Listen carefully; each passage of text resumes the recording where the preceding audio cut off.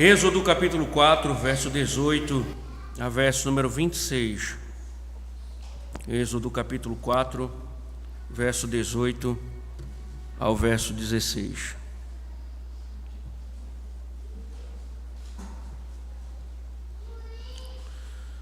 Diz o seguinte a palavra do Senhor: Moisés voltou para Jetro, seu sogro, e lhe disse: Deixe-me voltar aos meus irmãos que estão no Egito, para ver se ainda vivem.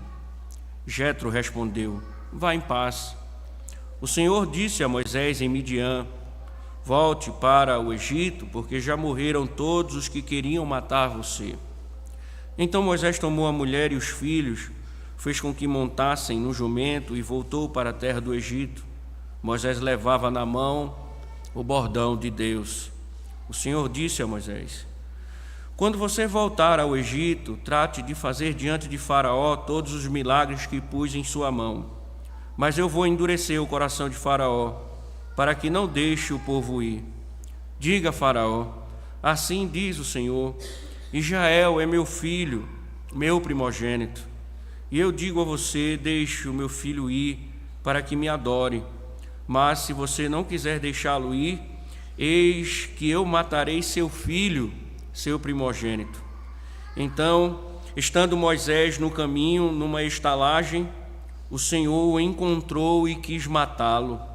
Então Zípora pegou uma pedra afiada, cortou o prepúcio de seu filho e com ele tocou os pés de Moisés e lhe disse: Sem dúvida, você é para mim um marido de sangue. Assim o Senhor deixou. Ela disse: marido de sangue, por causa da circuncisão. Ó Senhor, a tua palavra, ó Deus, pedimos as tuas misericórdias diante desse privilégio, ó Deus, de ser a boca do Senhor. E rogamos, ó Deus, que o teu Espírito possa, ó Deus, encontrar os corações dos teus servos atentos, prontos, ó Deus, para plantar essa semente da tua verdade. Ó Deus, salva, Senhor, salva por meio da tua palavra poderosa. Mas se é da tua vontade condenar, condena também, Senhor, porque a tua vontade é que deve prevalecer. Em nome de Cristo. Amém. Poder sentar, irmãos. Desde que começamos a explorar o livro de Êxodo, estamos sempre sendo inseridos no pacto divino com os patriarcas. Se você lembrar bem, nós estamos vendo esse pacto sendo relembrado desde o capítulo 2. Você pode ver isso no verso 24, você pode ver isso no capítulo 3, verso número 6, você pode ver isso no verso número 15 do capítulo 3, você pode ver isso no verso 5 do capítulo 4.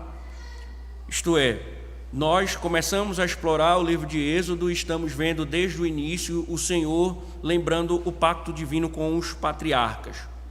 O Senhor então havia prometido a Abraão, Isaque e a Jacó ser o Deus deles e de sua descendência, comprometendo-se a libertar seu povo.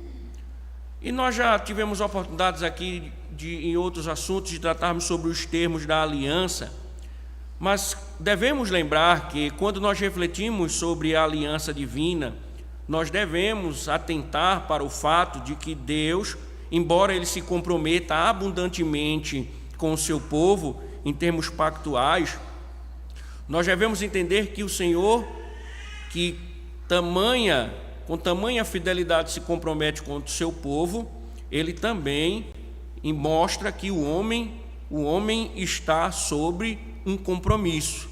Então, da mesma forma que Deus está comprometido com a sua aliança, o Senhor mostra que o homem também deve estar comprometido com os termos da aliança.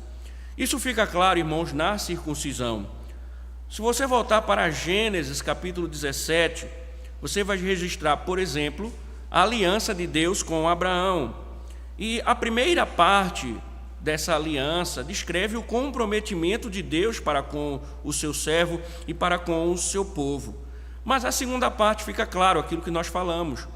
que o homem deve ter um comprometimento nesses termos da aliança.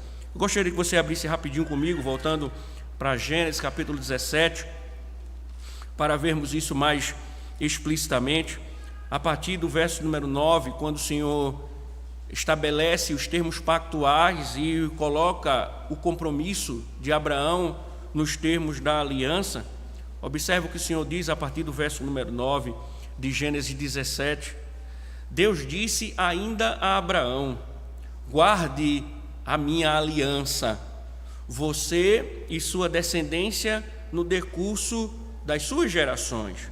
E aí veja, esta é a aliança que vocês guardarão entre mim e vocês e a sua descendência.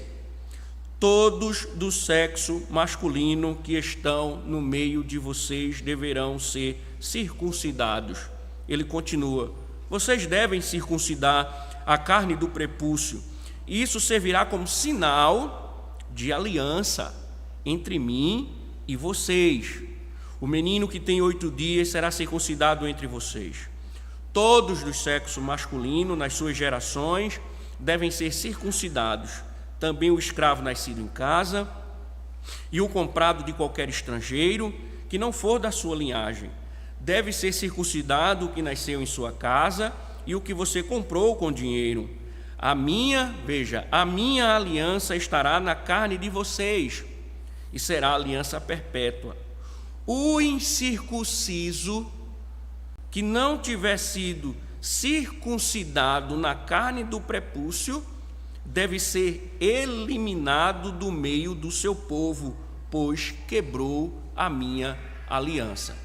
Então você veja que o Senhor, ele estabelece o seu compromisso no início desse relacionamento pactual, mas determina a Abraão: Abraão, você deve submeter a minha aliança, e esse sinal de submissão, ele ficará explícito na circuncisão. Você circuncidará todo menino, toda criança do sexo masculino. O incircunciso, ele deve ser tirado. Por quê? Porque a incircuncisão, ela é vista como um ato de desobediência, de quebra da aliança divina. Então, a circuncisão, conforme nós observamos aqui, seria o testemunho de obediência desse relacionamento entre o patriarca e Deus, como o patriarca mostraria que estava a obedecer os termos pactuais, submetendo as crianças do sexo masculino à circuncisão. Porque, como nós vimos, o incircunciso, ele clamaria pelo juízo divino. Então, em outras palavras, a fidelidade de Deus à aliança exigia obediência do patriarca, que ele deveria circuncidar e, no caso, representada essa obediência na circuncisão. No entanto, irmãos, Moisés havia desobedecido os termos da aliança. Desde o início de sua vocação, nós observamos uma insistente rebeldia por parte de Moisés, mesmo quando Deus lhe dava todas as respostas e sinais necessários para que ele obedecesse. E a Bíblia diz que Moisés, ele continua ali um pouco incrédulo, e nós vimos que o Senhor chega a se irar com o profeta, mas aqui, irmãos, a ira do Senhor fará com que ele haja contra o profeta. Porque quando tudo parecia que ele finalmente haveria de obedecer à vocação e seguir em paz para cumprir as orientações divinas, diz o texto que Deus o encontrou para matá-lo, porque Moisés desobedeceu os termos da aliança e, no caso, não havia circuncidado o seu filho. Então, o texto de hoje ele vai nos mostrar Deus tentando matar Moisés a caminho do Egito. E qual o princípio que está aqui? Ele está nos mostrando que a obediência parcial, ela é desobediência. Por quê? Nós não podemos imaginar que temos a permissão de selecionar ou não aquilo que devemos obedecer. Nós precisamos de um comprometimento total a todos os mandamentos de Deus, não somente aquilo que a gente deseja obedecer. Se obedecemos apenas aquilo que nos convém, fique certo, somos desobedientes. E é isso que nós vamos ver hoje. Porque depois da recusa de ir, observe que Moisés parece que de fato está a obedecer. Volte para lá no verso número 18. Observem atentamente o que diz o Senhor através de sua palavra. Moisés voltou para Jetro, seu sogro, e lhe disse: deixe-me voltar aos meus irmãos que estão no Egito, para ver se ainda vivem. Jetro respondeu: vá em paz. Observem que agora o texto está mostrando que Moisés de fato ele está a retornar para o Egito. Se você observar bem essa primeira cena, o verbo voltar, ele é enfaticamente repetido para justamente mostrar que Moisés está de fato a retornar. Veja que esse verbo aparece no verso 18 duas vezes, aparece no verso 19 uma vez, aparece no verso 20 mais uma vez e aparece no verso 21 novamente. Então, ou seja, Moisés de fato ele está retornando para o Egito. Ele está, de fato, aparentemente obedecendo ao Senhor.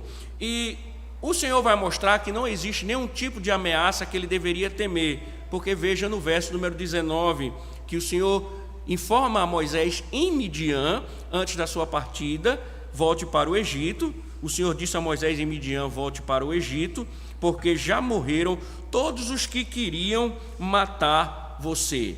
O interessante, irmãos, que nós precisamos pensar é a necessidade do Senhor repetir essa informação, porque já fora dada no capítulo 2, verso 23, que de fato aquele que havia decretado a morte de Moisés havia morrido. E alguns se questionam por que Deus repete essa informação ou informa a Moisés que o faraó que queria matá-lo já estava morto.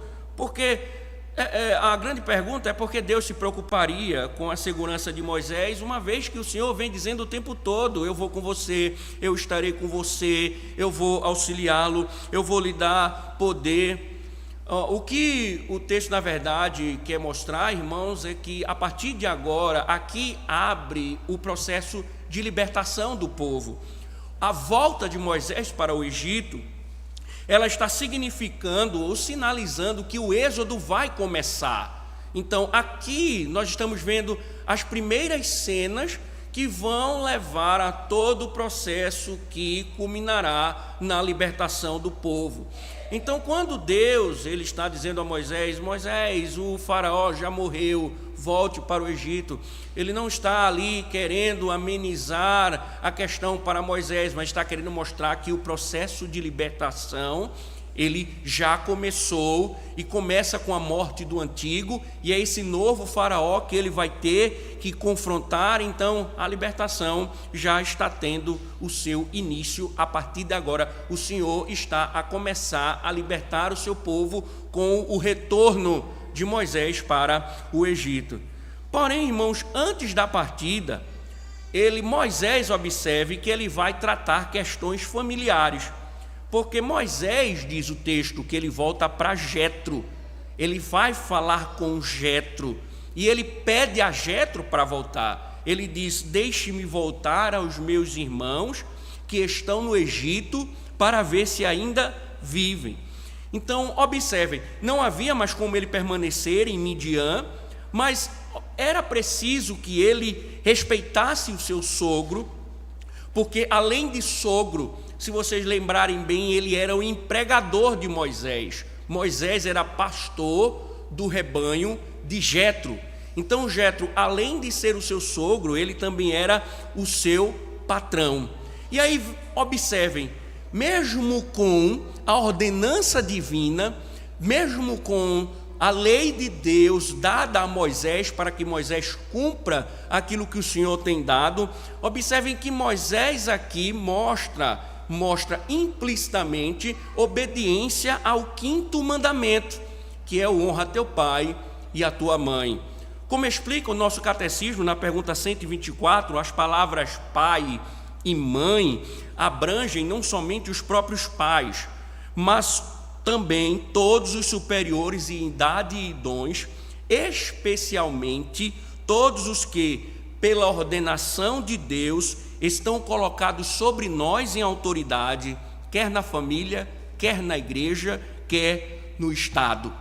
Então Jetro aqui, ele era o superior de Moisés, era o seu sogro e superior, o seu patrão. Ele estava com o rebanho de Jetro, ele havia ido para Midian, e lá encontrou o Senhor com o seu rebanho. Agora ele tem que prestar contas e dizer ao seu sogro, ao seu patrão, que ele precisa voltar. Então aqui há implícito o cumprimento do 5º mandamento. Mas, irmãos, é importante, porque, por outro lado, aqui também nos traz uma aplicação interessante. Note que Moisés ele está servindo de exemplo para cristãos que temem a Deus e que amam sua família ao mesmo tempo. Só que o que o texto está nos mostrando é, ainda que houvesse honra a Jetro, que era o seu superior, antes de tudo, o comprometimento com Deus, ele vem sempre em primeiro lugar. Jesus enfatizou isso. Eu gostaria que você abrisse Lucas capítulo 14 e olhasse as palavras do Senhor a respeito desse tema. Número 14 de Lucas, verso número 26.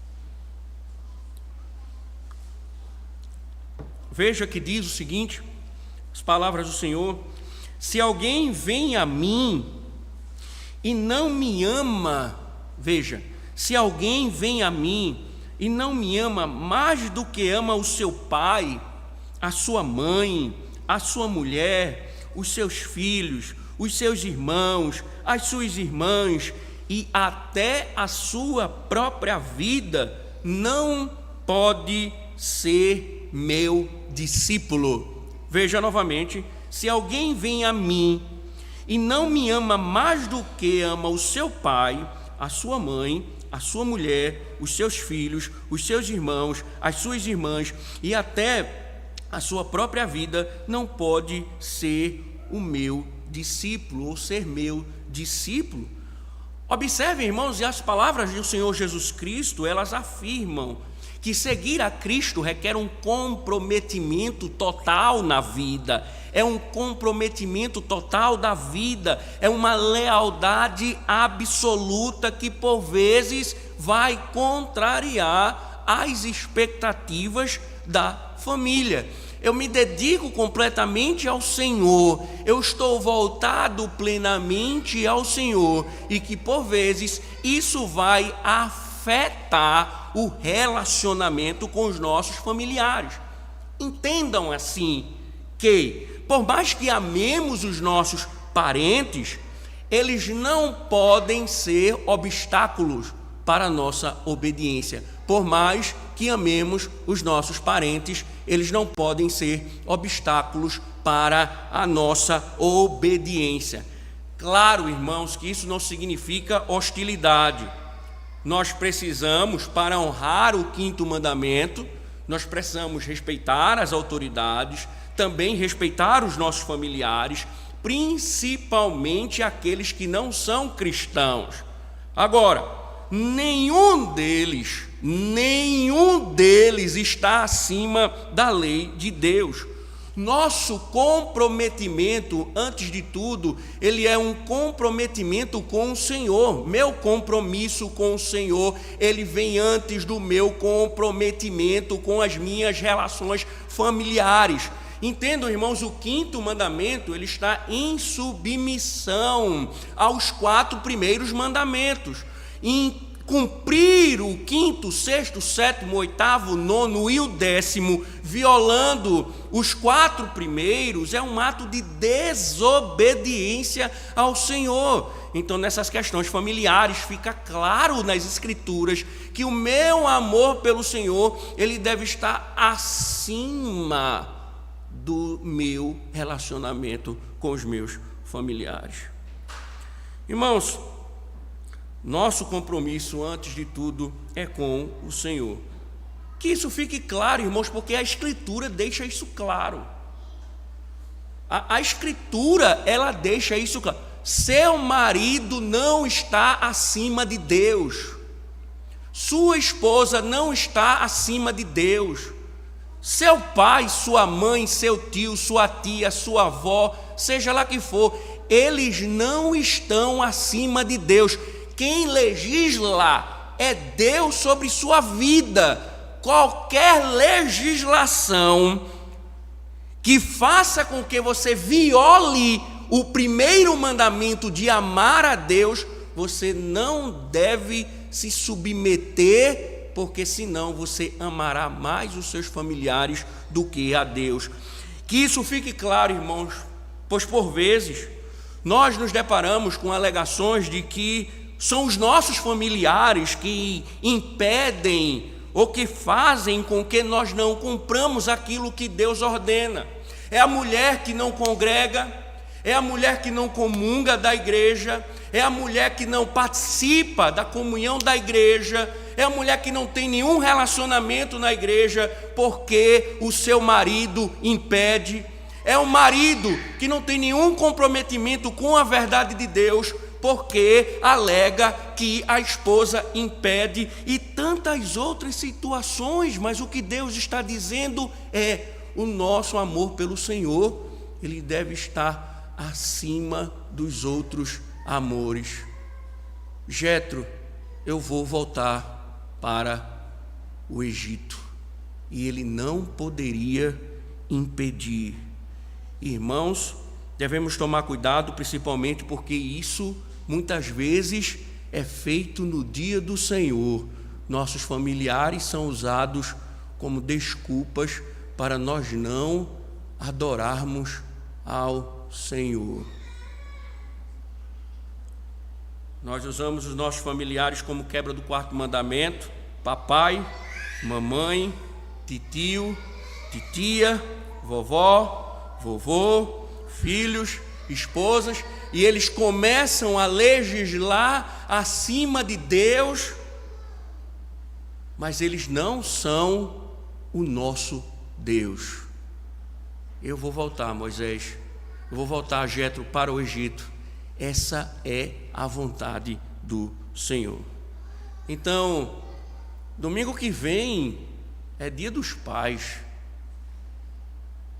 Se você está se preparando para faltar o domingo, para passar o dia com o papai, lembre-se do que você está ouvindo hoje. Lembre-se, o dia do Senhor está acima do honra teu pai e tua mãe. A verdadeira honra aos nossos superiores e o verdadeiro amor que podemos demonstrar aos nossos superiores é amando a Deus. Quando você diz que ama o seu pai e viola o mandamento de Deus, isso não é amor. Se você diz que ama seu marido, mas você desobedece a Deus porque ama o seu marido, isso não é amor. Se você ama a sua esposa e quebra a lei de Deus porque ama a sua esposa, isso não é amor, porque o que ordena o amor é a vontade de Deus. Quando nós de fato queremos amar os nossos parentes, nós amamos obedecendo a Deus. Então, em vez de você faltar o domingo por causa do dia dos pais, você deve dizer a seu pai que é incrédulo: eu não vou ficar com o Senhor, porque domingo é o dia de adoração, e o Senhor precisa se arrepender, conhecer o Senhor também para adorá-lo. Quando você falta ao culto para ficar com Ele, você está dizendo: esse é o meu Deus.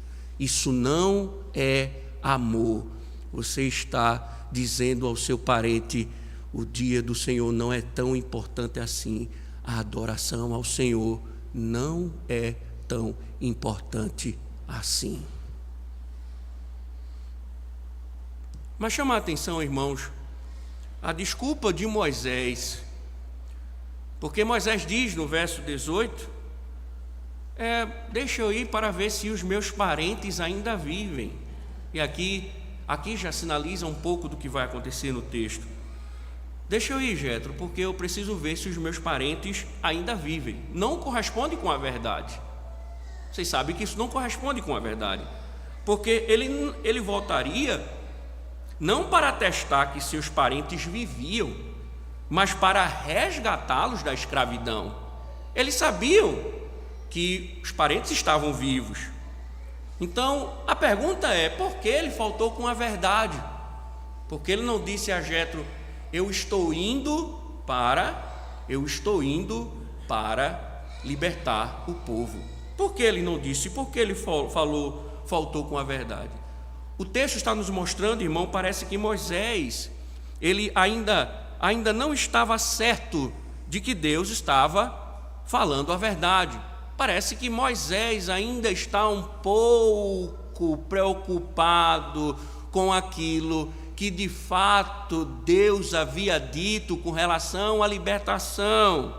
E aí você mostra que o texto já está indicando que Moisés está vacilando com relação à descrença e à sua fé. Porém, o texto diz que mesmo sem ele declarar explicitamente isso, ele parece que está fazendo a vontade de Deus, porque ainda que haja essa dúvida, ele vai obedecer o que Deus lhe ordena. E aí ele parte de Midian, com a bênção do seu sogro. O sogro diz, vá, e ele vai, e ele leva consigo sua família e o seu bordão. Veja interessante o verso 20, então Moisés tomou a mulher e os filhos, fez com que montassem num jumento e voltou para a terra do Egito. Mas o significativo aqui mesmo é a parte B. Moisés levava na mão o bordão de Deus. Veja, o que Moisés está dizendo é que ele registra que ele não foi somente com sua família, né, mas também com o bordão, conhecido bordão de Deus. E esse bordão é a questão de Deus estar indo com ele, né? A família vai, mas Deus vai com ele. Com esse bordão, irmãos, já sabemos que Moisés vai fazer maravilhas, vai operar grandes milagres, é o sinal de que ele está sendo enviado por Deus. Aqui tem um ensino importante, porque a grande questão não é se nossa família está conosco, mas se o Senhor está conosco. Porque às vezes nós somos propensos a pensar nesses vínculos familiares, que nós damos uma devida importância aos valores familiares, como se isso bastasse. Mas o que adianta se nossa família estiver ao nosso lado e Deus não estiver? E aqui a questão não é porque a família dele vai, é porque o Senhor vai com ele. Tanto é que nós vamos ver posteriormente, no próprio livro de Êxodo, que Moisés pega a família dele e volta para Midian, pede para que eles retornem para Midian. A questão não é se a nossa família vai conosco, é se Deus vai conosco. Então, nós achamos por vezes que está tudo bem porque estamos cercados do apoio familiar. A grande questão é se Deus está conosco. Se nossos vínculos familiares, se eles tiverem que ser rompidos, se eles tiverem que ser desobedecidos, se tiver a necessidade de existir um rompimento, nós devemos entender que o importante é aquilo que Deus ordena, e se Deus estará conosco. Essa é a grande máxima da nossa vida. Se Deus estará conosco. É isso que nós devemos almejar. É isso que nós devemos almejar. Sabe por quê? Porque, biblicamente falando, quando nós somos convertidos, nós rompemos todos os nossos vínculos familiares para recebermos outros pais, outras mães, outros irmãos. Nossos vínculos familiares acabam, porque outro vínculo familiar está estabelecido. Com isso, a Escritura não diz que devemos desprezar os familiares, mas nós vivemos num vínculo familiar terreno com a consciência de que esse vínculo não é mais o nosso vínculo permanente. Então, por isso, não importa se meu pai me apoia, se a mãe me apoia, se meu irmão me apoia, se meu marido me apoia, ou o contrário, se eles desaprovam, a grande questão é se o Senhor está comigo. Moisés tinha um bordão de Deus. Essa é a grande máxima. Então você em vez de ficar preocupado se seu marido está com você, se sua mulher está com você, se seu pai, sua mãe, a grande questão é Deus está com você, você está fazendo a vontade de Deus. Isso é o que importa. Mas uma nota curiosa nos fornece informações novas, irmãos, dentro desse texto. Veja o verso número 21. O Senhor disse a Moisés: quando você voltar ao Egito, preste atenção na informação nova. Quando você voltar ao Egito, trate de fazer diante de Faraó todos os milagres que pus em sua mão. Mas eu vou endurecer o coração de Faraó para que não deixe o meu povo ir. Anteriormente, irmãos, se vocês lembrarem, Deus realizaria 3 sinais para convencer os anciãos. Nós vimos isso no capítulo 4, verso de 1 a 9. Mas aqui o Senhor está dizendo que esses sinais eles seriam feitos para Faraó. Mas aí observe que não para que ele deixe o povo partir, mas exatamente pela razão oposta. Porque em vez dos sinais transformarem Faraó num crente, diz o texto que os sinais endureceriam e ele recusaria o povo de Deus partir. Então Moisés tinha consciência da dureza do coração do rei. A novidade aqui é que agora os sinais seriam feitos a Faraó, e que o próprio Deus endureceria o coração de Faraó como parte do seu plano. Isso está nos ensinando, irmãos, aquilo que nós conhecemos bem desde o início do capítulo 3, o governo de Deus, a soberania de Deus em governar todas as coisas. Esse tema, irmãos, ele é tão importante, ele chega a ser citado por Paulo no capítulo 9 aos Romanos. Mas se você lembrar de Êxodo, esse tema ele é repetido 20 vezes, descrevendo de 3 maneiras diferentes. A Bíblia vai dizer que Faraó endureceu o seu coração, nós vamos ver várias vezes isso. Outras vezes nós vamos ver que o coração de Faraó foi endurecido, sem especificar a origem desse endurecimento. E aqui nós vemos e veremos Deus se identificando como aquele que endurece o coração do rei. E todas elas mostram que o coração de Faraó será duplamente endurecido. Veja, ele endureceu seu próprio coração, mesmo assim, Deus endurece seu coração por ele. Não há nenhuma contradição nisso, irmãos, porque o que o texto está querendo mostrar é que a vontade de Faraó também era a vontade de Deus.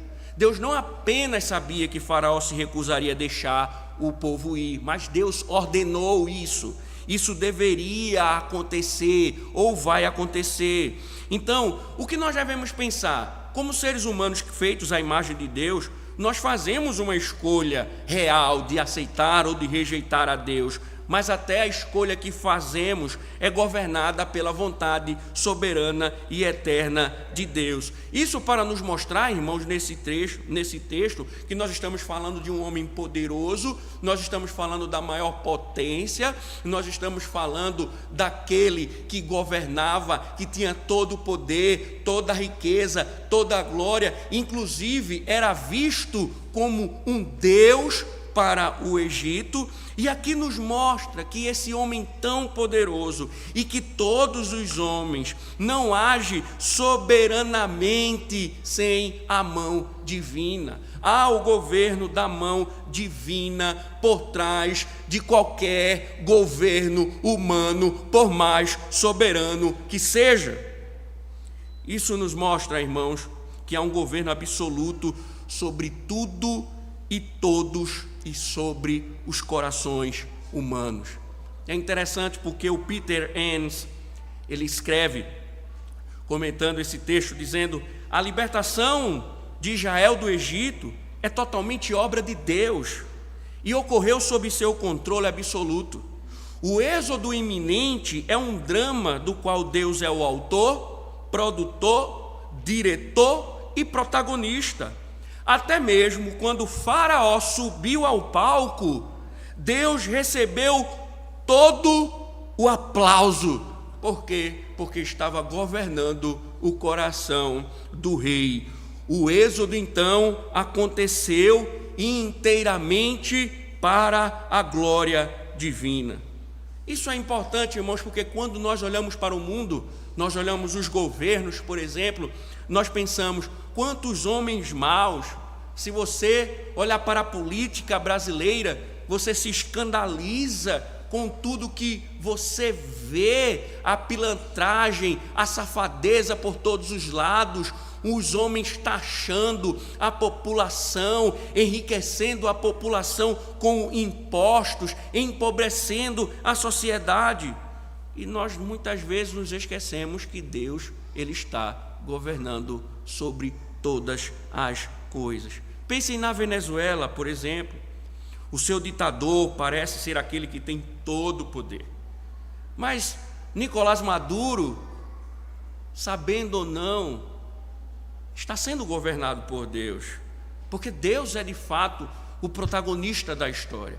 Então, por vezes, em vez de ficarmos atentos somente às narrativas dos ouvidos, aos eventos dos olhos, devemos entender e colocar nossos corações de que existe um Senhor governando todas as coisas, inclusive o coração do homem mais soberano deste globo terra, porque o protagonismo é do próprio Senhor. Então, devemos pensar que por mais que os homens sejam perversos, por mais que eles persigam, por exemplo, o povo de Deus, nós nunca estaremos entregues à própria sorte, porque Deus dirige todos os homens em sua soberania. Não há nada, nenhuma decisão que não contemple a mão divina.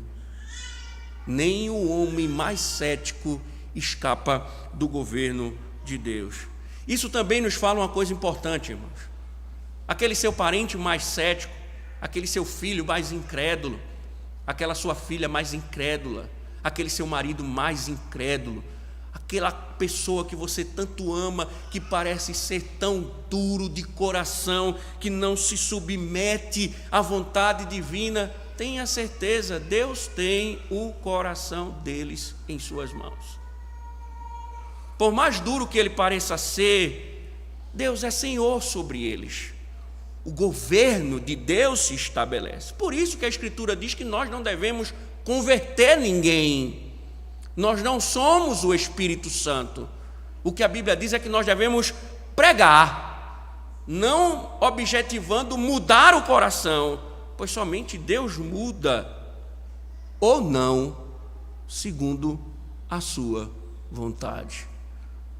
Porque Faraó será endurecido para a glória de Deus. Deus não será glorificado somente quando salva, mas quando muitos se perdem também.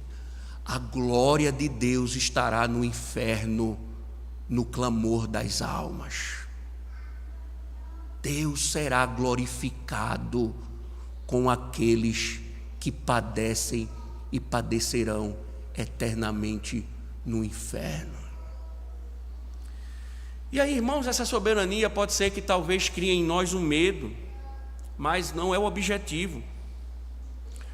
Porque o fato de Deus endurecer o coração de Faraó mostra o seu amor pelos seus próprios filhos. Veja o verso 22 e 23, veja. Diga a Faraó, assim diz o Senhor, Israel é meu filho, meu primogênito. E eu digo a você, deixa o meu filho ir. Esse texto é muito lindo, irmãos. Deixa o meu filho ir para que me adore. Mas se você não quiser deixá-lo ir, eis que eu matarei seu filho, seu primogênito. Preste atenção nessa, porque aqui, meus irmãos, mais uma vez, eu estou muito calmo hoje, Senhor. Aqui está o cerne do Êxodo. Humanamente falando, irmãos, eles tinham pouco ou nenhum motivo de orgulho. E Deus parecia ter poucas razões para salvá-los. Mas que coisa linda! Aqui vemos pela primeira vez, Israel era o filho escolhido por Deus, porque o Êxodo, irmãos, é a história de um pai que vai salvar o seu filho, vai resgatar o seu filho. A libertação é a história de um pai amoroso que vai resgatar o seu único filho para ser cuidado, para ser amado. E aí, irmãos, entende por que Deus está em pé de guerra com o faraó?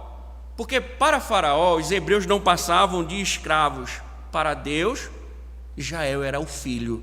Além disso, Faraó não era simplesmente o senhor de escravos, mas Faraó era um impedimento para que os filhos de Deus servissem a Deus.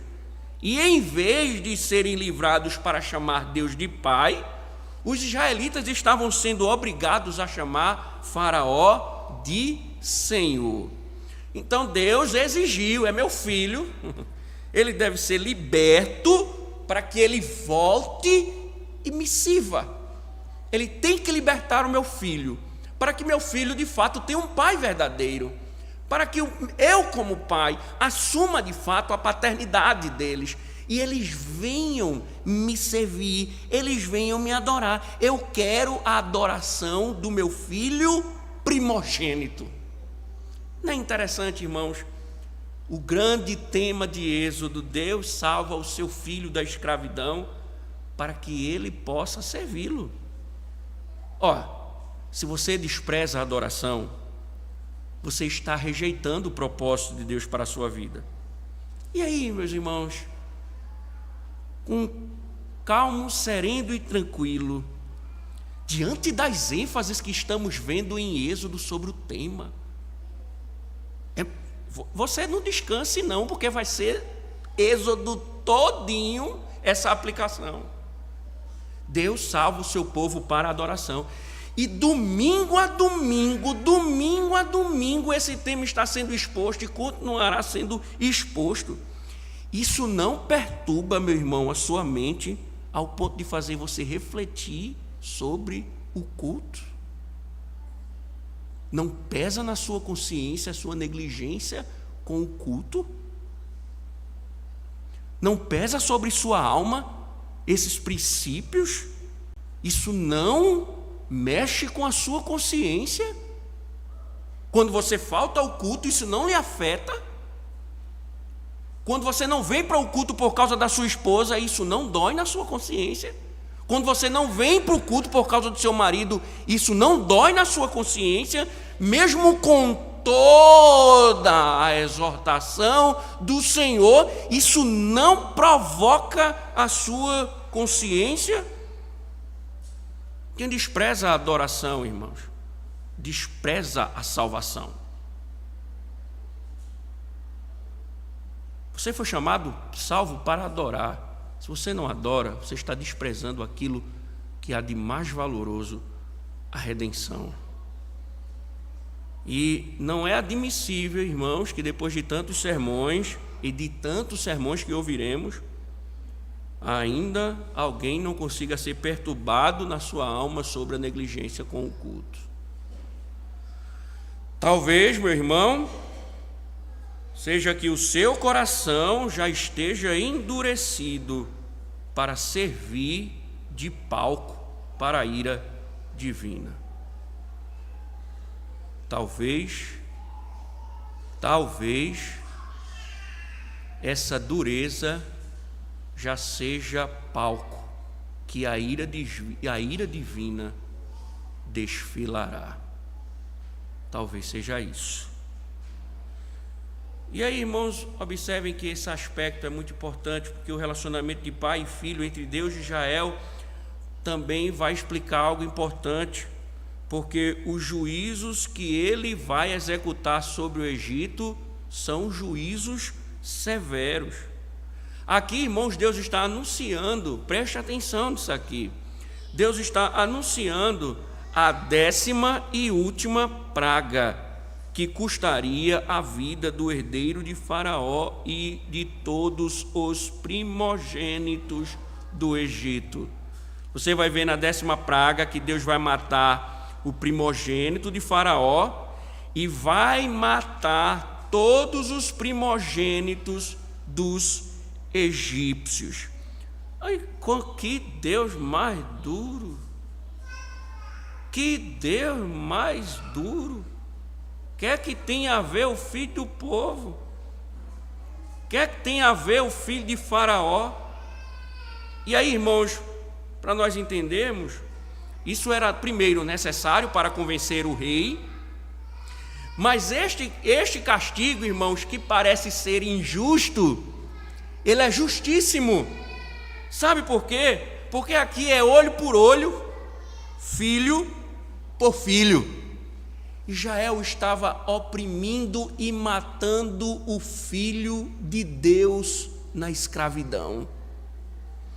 Philip Ryken cita o estudioso bíblico holandês, o Cornelius Holtman, que diz: na disputa sobre a pergunta a quem Israel pertence e quem é seu senhor legítimo, Faraó ou Yahvé, Yahvé finalmente revelará que ele tem vínculos emocionais íntimos com Israel.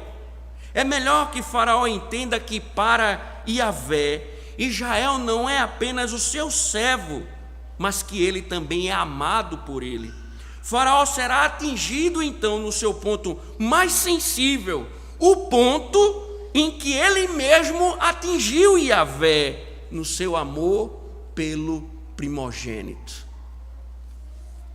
Faraó então, irmãos, estava matando o povo de Deus na escravidão, e agora Faraó teria que lidar com a maior de todas as perdas para deixar o povo sair.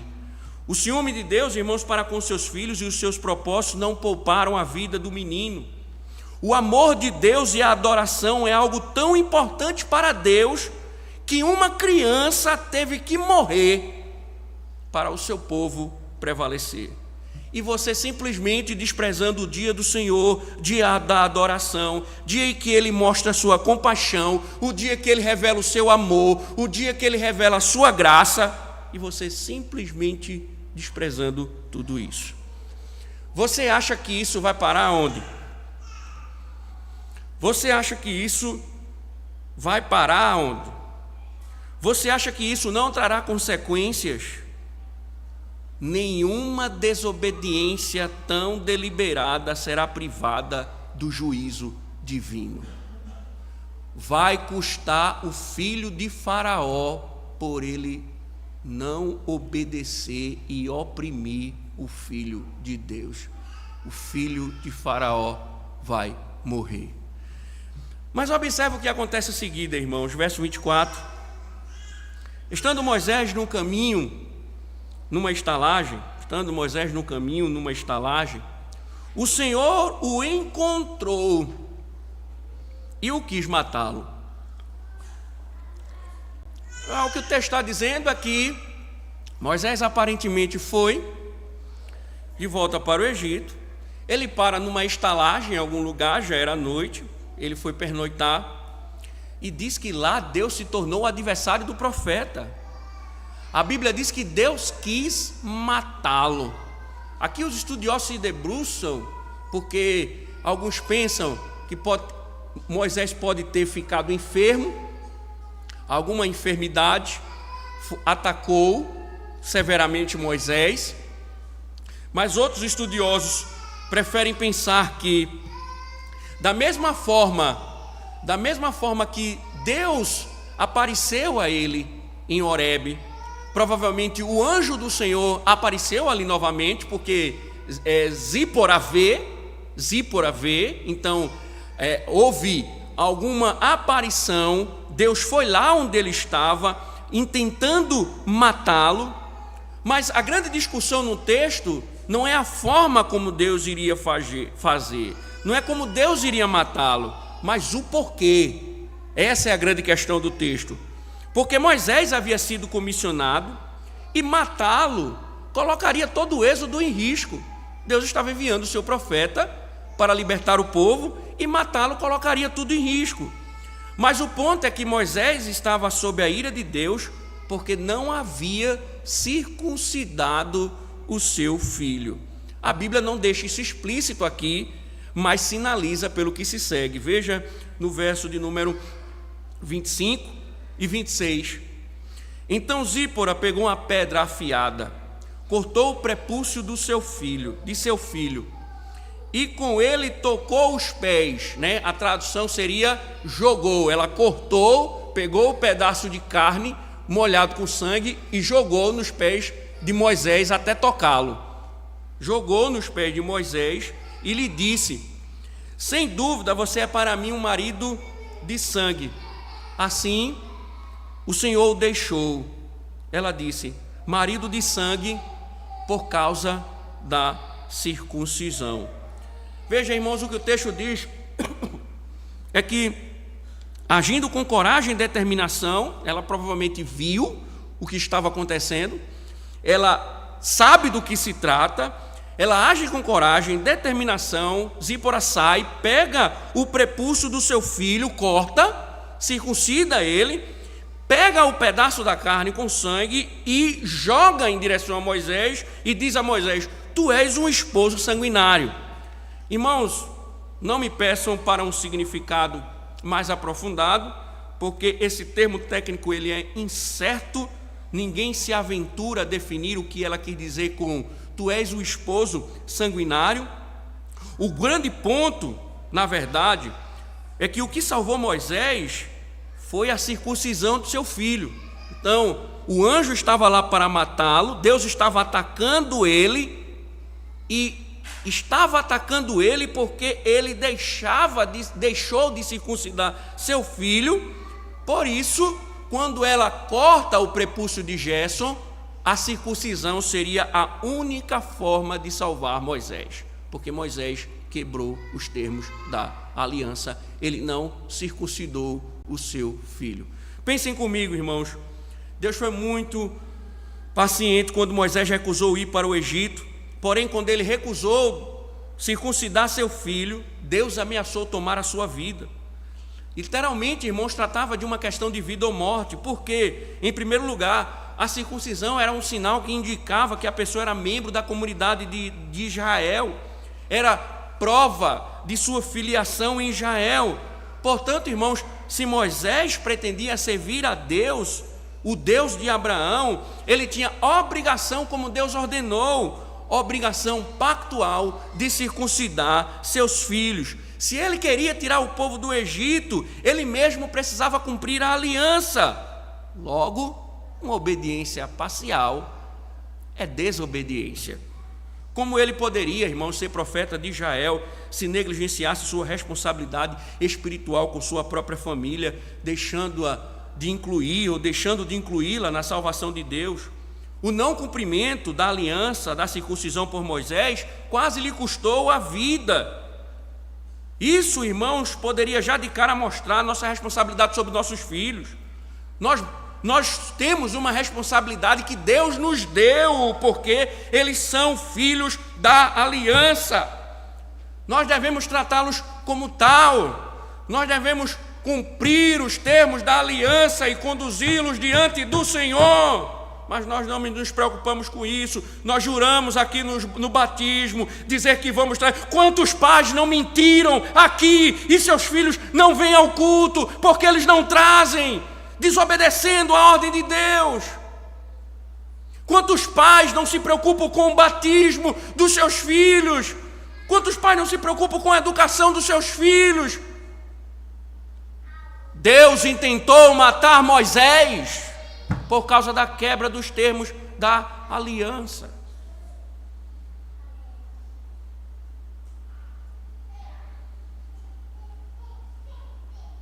Nós muitas vezes esquecemos disso, irmãos.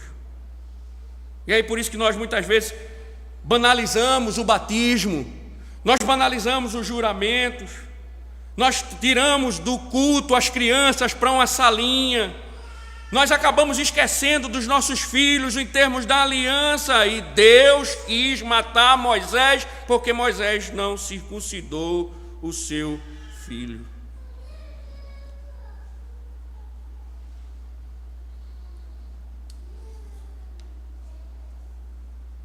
A grande questão é, se você tem a consciência disso, se você tem a consciência disso,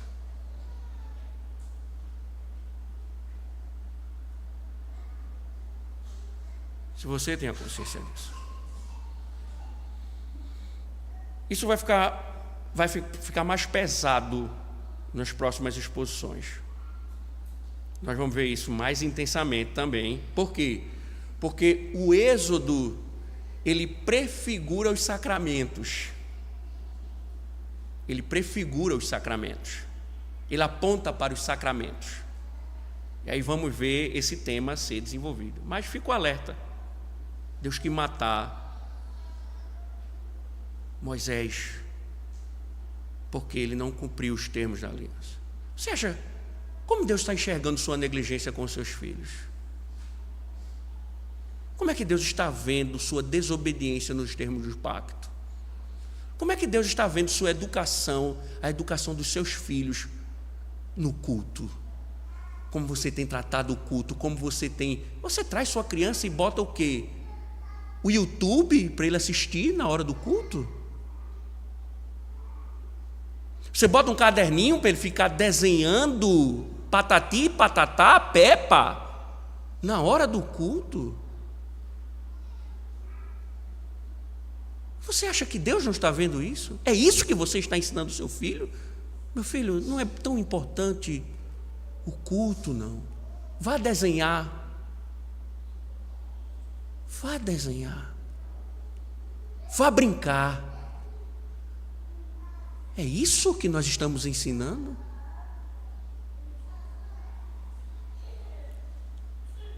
Lembre-se disso.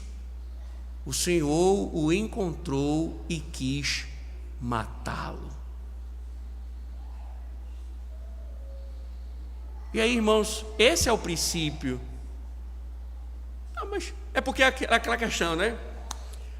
O importante, pastor, o importante é que eu estou vindo para o culto. O importante é que eu estou vindo para o culto.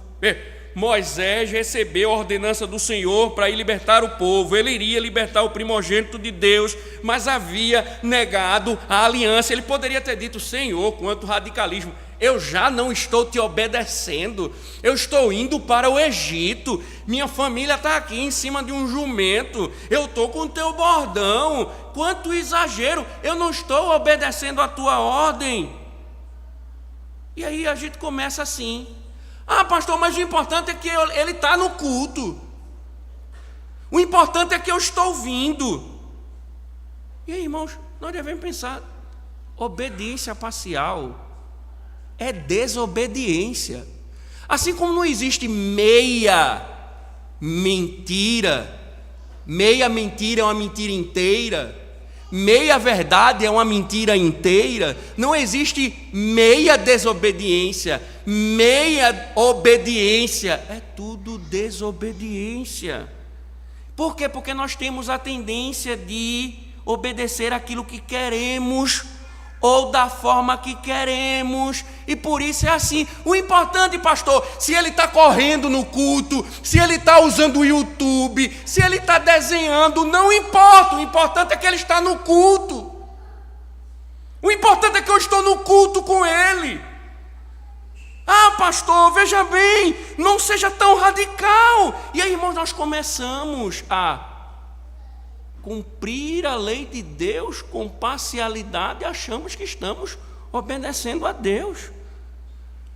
E estamos pensando que estamos adorando a Deus quando descumprimos a lei de Deus.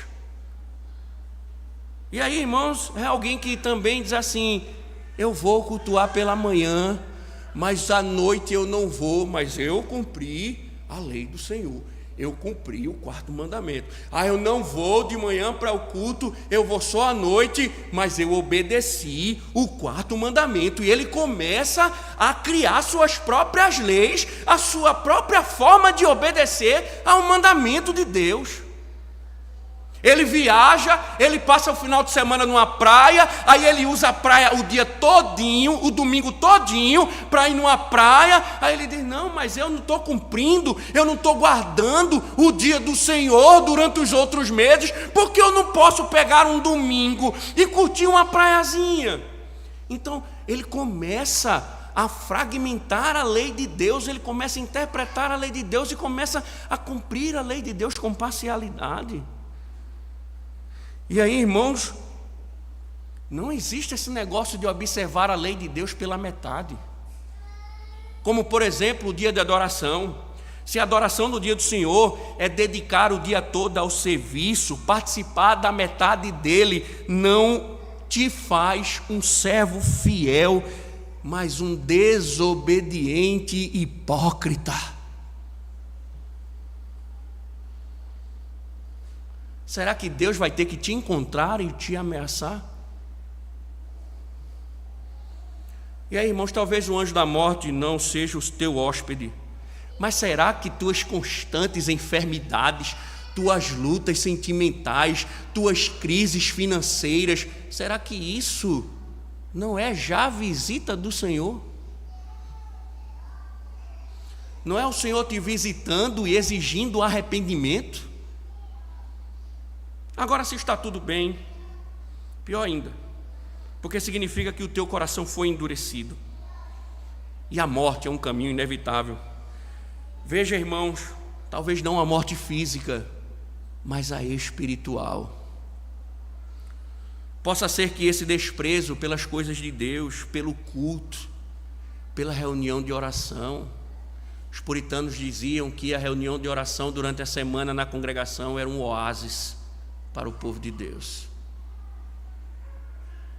A pessoa não sente mais prazer no culto, a pessoa não sente mais prazer na leitura da palavra, não sente mais prazer na oração, não sente mais prazer no dia do Senhor. O culto para ele se tornou uma rotina, ele não está nem aí para as questões das almas. Talvez isso denuncie já a podridão da sua alma. Porque, irmãos, a pior coisa de tudo que pode acontecer, a pior de todas as coisas nessa vida que pode nos acometer, é quando Deus entrega nossas almas à morte. Quando decreta-se falência na alma. Quando perdemos o prazer das coisas eternas. É questão de tempo sepultarmos as nossas almas. É questão de tempo a sepultura. Deus estava ali: eu vou matar você, Moisés.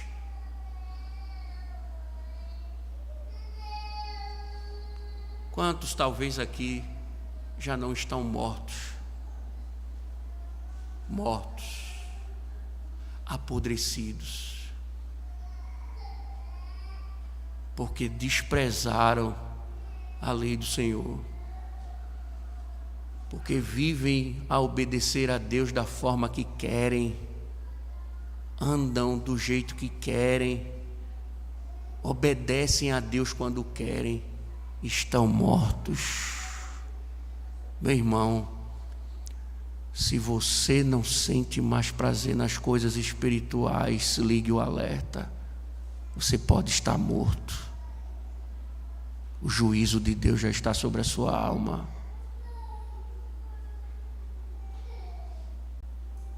Mas veja, o Novo Testamento apresenta Jesus Cristo como o Filho perfeito de Deus.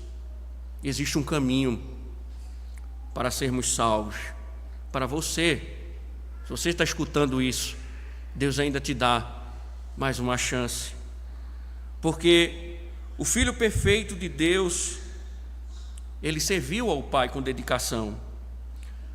Veja, a cristologia, irmãos, do texto como é interessante, porque logo depois de seu nascimento, Jesus foi enviado para o Egito, onde permaneceu até a morte de Herodes.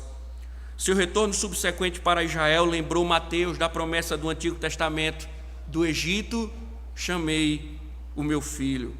Foi a maneira de Mateus dizer que Jesus é o verdadeiro Filho de Deus, o primogênito de Deus.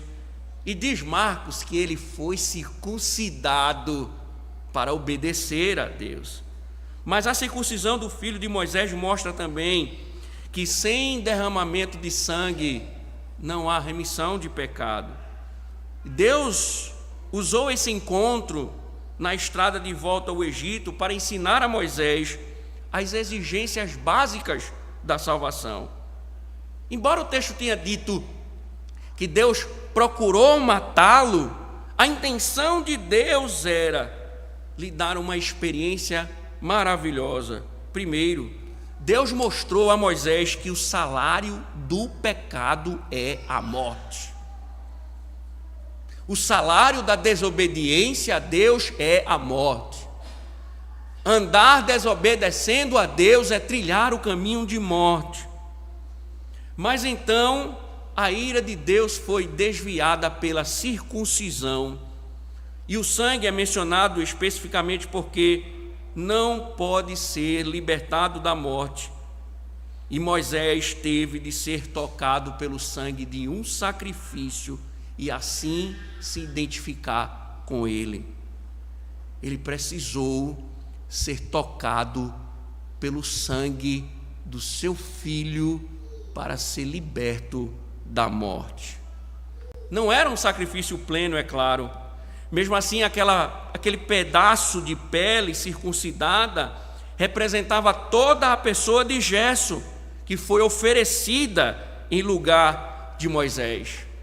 Moisés foi salvo da ira de Deus pelo sangue derramado por um substituto. Por mais estranha, irmãos, que pareça essa experiência, ela revela o único caminho verdadeiro da salvação. Cada pecador que se encontra neste mundo, ele se encontra sob a ira de Deus. E como Moisés, todos nós descumprimos a lei de Deus e, portanto, estamos sujeitos à maldição de Deus contra o pecado.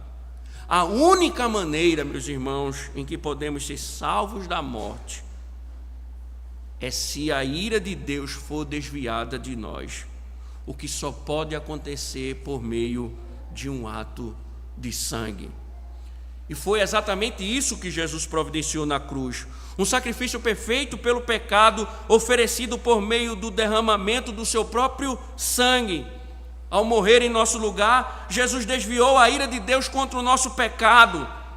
Paulo diz que ele é o nosso substituto, aquele que Deus propôs no seu sangue como propiciação mediante a fé. Então todo aquele que crê em Jesus Cristo será salvo da ira por meio do sacrifício vicário que ele ofereceu na cruz. Não há outra maneira de sermos salvos. Mas, se você quer que essa verdade faça sentido à sua alma, você deve arrepender-se, voltar-se para Deus em plena obediência. Se você quer que os seus pecados eles sejam tratados pelo sangue de Cristo, você deve se arrepender deles e voltar-se para Deus, porque a obediência plena